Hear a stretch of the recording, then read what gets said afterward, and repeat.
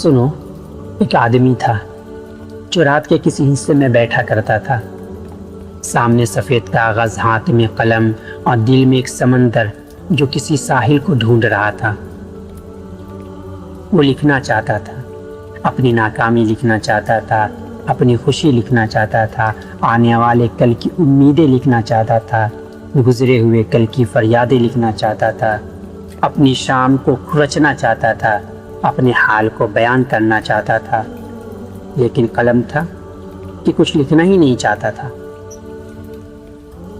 وہ کاغذ کو دیکھتا، کاغذ اسے دیکھتا، دونوں کی نظریں ملتے، پھر دونوں خاموش ہو جاتے۔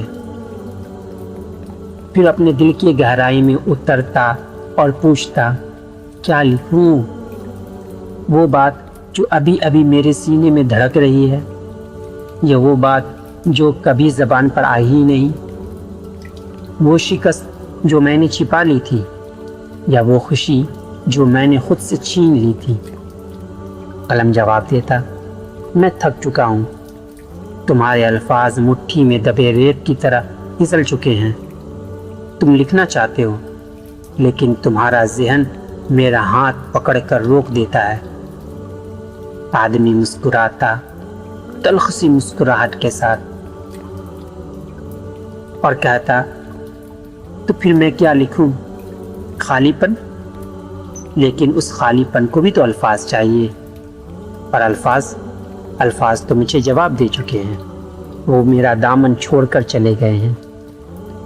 رات بڑھتی، چاند کھڑکی سے جھانکتا، اور آدمی قلم کو دوبارہ اٹھاتا، رکتا، کچھ سوچتا اور پھر رکھ دیتا۔ وہ سوچتا، شاید لکھنا یہی ہے، لیکن لکھ نہ پاتا۔ شاید سب سے سچی بات وہی ہے جو کاغذ پر نہیں اتری، جو دل میں رہ جاتی ہے، وہ آہستہ آہستہ انسان کو کھوکھلا کر دیتی ہے۔